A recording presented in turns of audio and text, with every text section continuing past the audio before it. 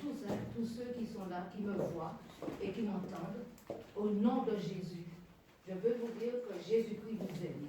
S'il a demandé de parler de la famille et de bénir les familles, c'est parce qu'il a quelque chose à faire et que sa compassion est très grande pour les familles.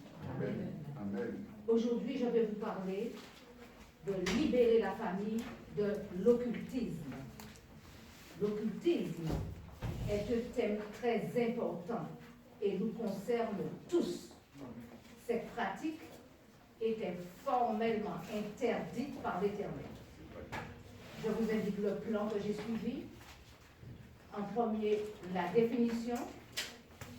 En deux, les cas d'occultisme dans la Bible. Premièrement, dans l'Ancien Testament. Deuxièmement, dans le Nouveau Testament.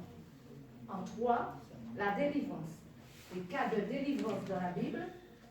Et ensuite, comment être délivré et comment délivrer sa famille de l'occultisme. Amen.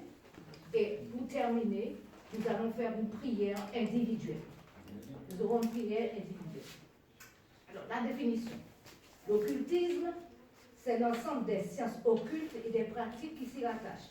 Exemple, le tarot, l'ésotérisme, le spiritisme, l'astrologie, la cartomancie, la magie, la divination, la radiesthésie, l'horoscope, et il y en a d'autres. L'occultisme fait intervenir des forces spirituelles cachées, non reconnues par la science ou la religion. Et ça, c'est très important. L'occultisme n'est pas reconnu par la science, n'est pas reconnu non plus par la religion. Maintenant, en deux, cas d'occultisme dans la Bible. L'occultisme dans l'Ancien Testament. On va prendre Deutéronome 18, versets 9 à 14. Lorsque tu seras entré dans le pays que l'Éternel ton Dieu te donne, tu n'apprendras point à imiter les abominations de ces nations-là. On ne trouve chez toi personne qui fasse passer son fils ou sa fille par le feu. Personne qui exerce le métier de devin, d'astrologue, d'augure, de magicien, d'enchanteur. Personne qui consulte ceux qui évoquent les esprits ou disent la bonne aventure. Personne qui interroge les morts. Car quiconque fait ces choses est en abomination à l'Éternel. Et c'est à cause de ces abominations que l'Éternel ton Dieu va chasser ces nations devant toi. Tu seras entièrement à l'Éternel ton Dieu. Amen. Un cas de pratique abominable. Le cas du roi Saül. Cas de désobéissance avérée. 1 Samuel 13, 9 à 12. 1 Samuel 13, verset 9 à 12. Alors Saül dit, amenez-moi l'holocauste et les sacrifices d'action de grâce. Et il offrit l'holocauste. Comme il achevait d'offrir l'holocauste, voici Samuel arriva. Et Saül sortit au-devant de lui pour le saluer.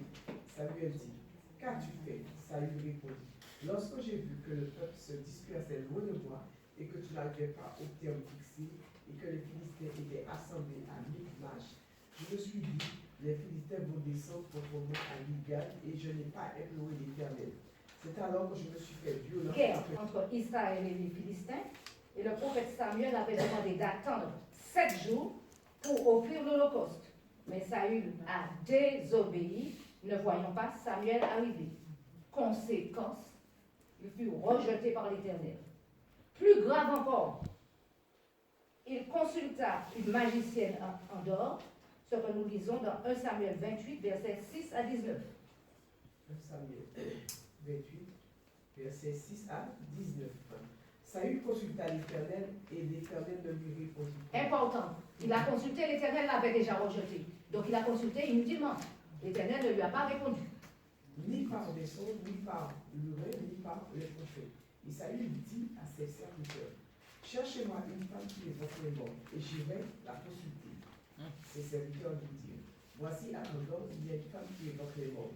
Alors Saül se déguisa et prit d'autres vêtements, et il partit avec 2 hommes.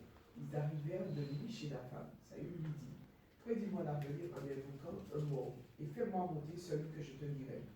La femme lui répondit, voici, tu sais ce que Saül a fait, comment il a retranché du pays ceux qui évoquent les morts et ceux qui prédisent l'avenir.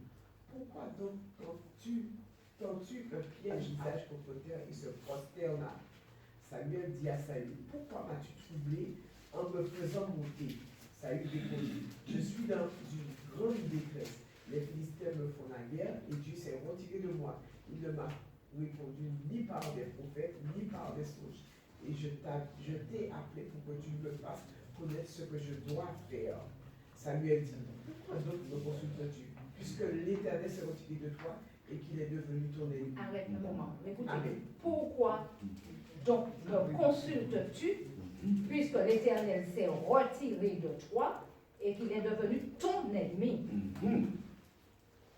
Continue. Verset 17. Verset 17. L'Éternel te traite comme je te l'avais annoncé de sa part.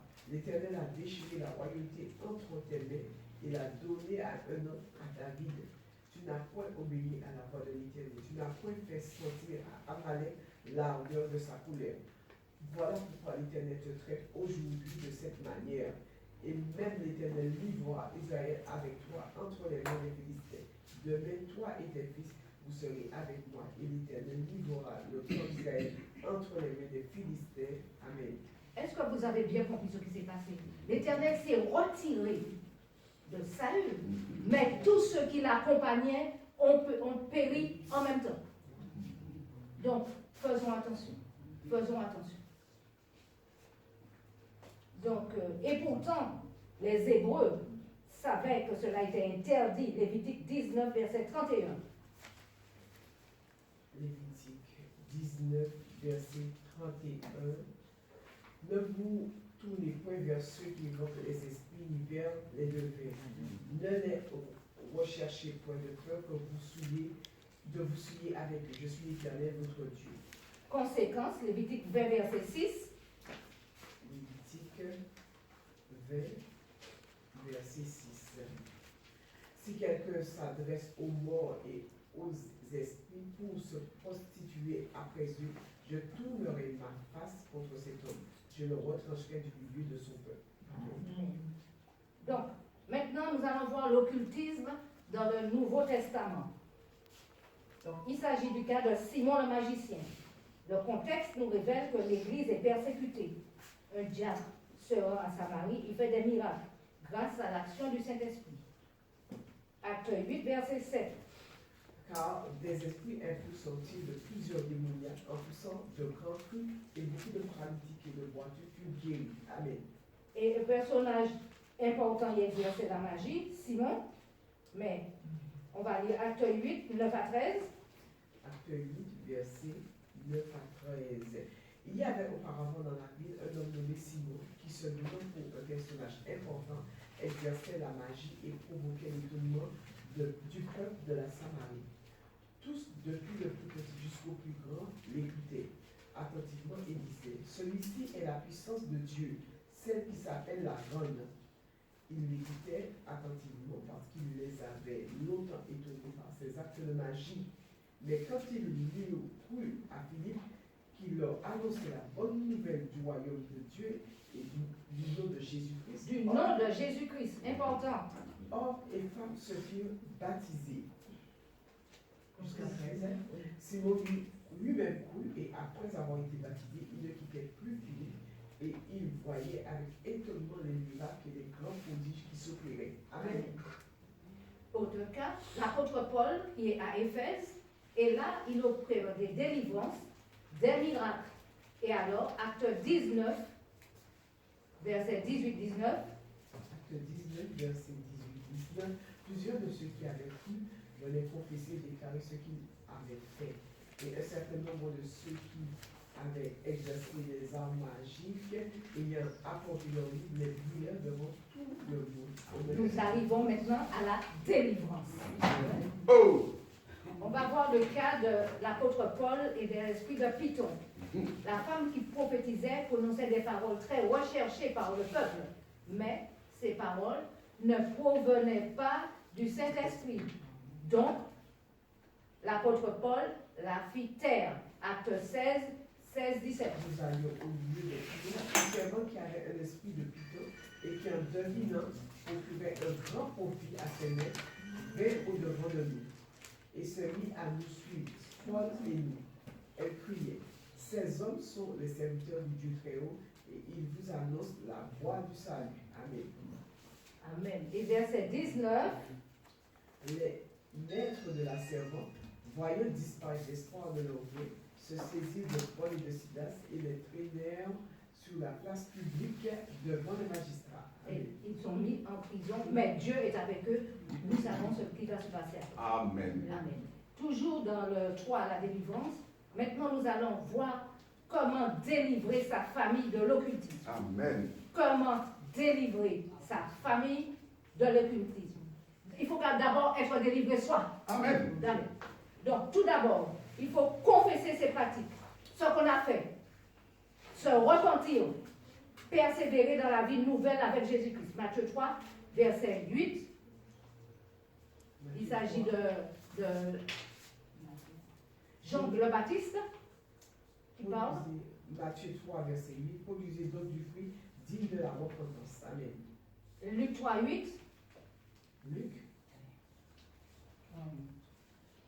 3, verset 8. Produisez donc des fruits dignes de la repentance et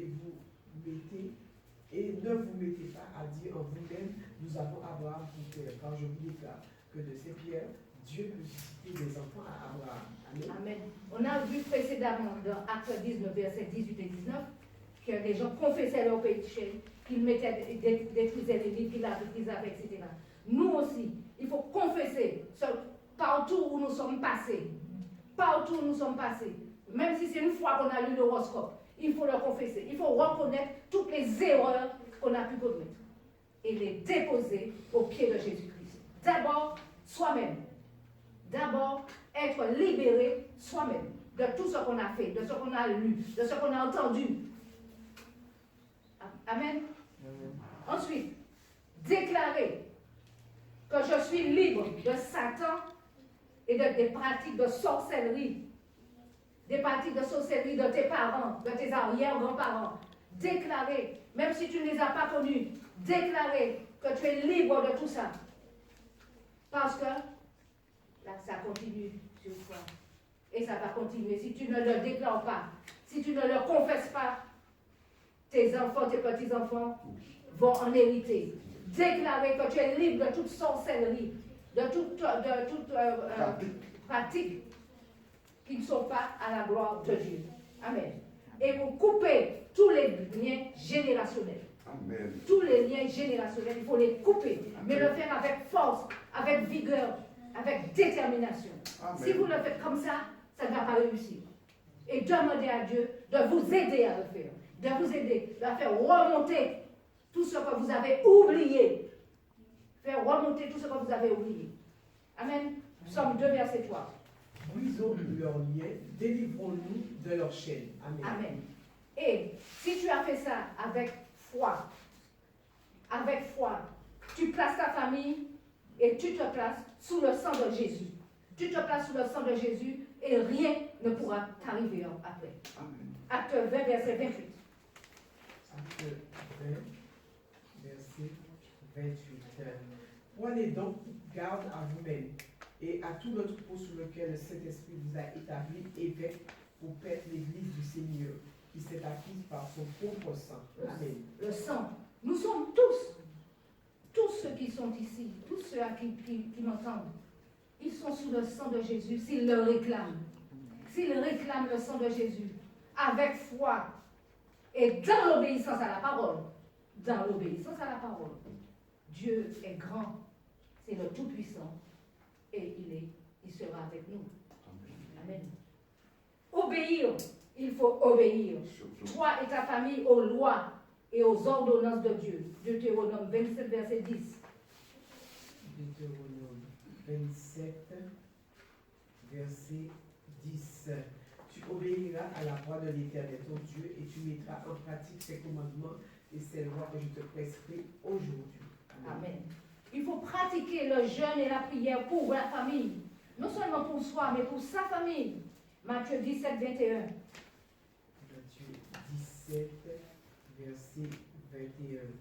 Mais cette sorte de démon ne sort que par la prière et par le jeûne. Amen. Romains 8, 6b. Romains 8, verset 6b.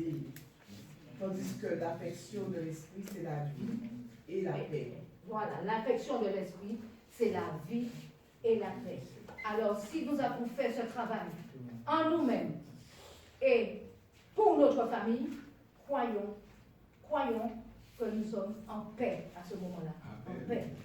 Et croire que Jésus-Christ t'a pardonné, si tu l'as fait vraiment de bon cœur, tu l'as fait vraiment en cherchant les racines de l'occultisme dans ta vie, Jésus-Christ t'a pardonné, tu mets ta foi en action. 2 Chroniques 7, 14.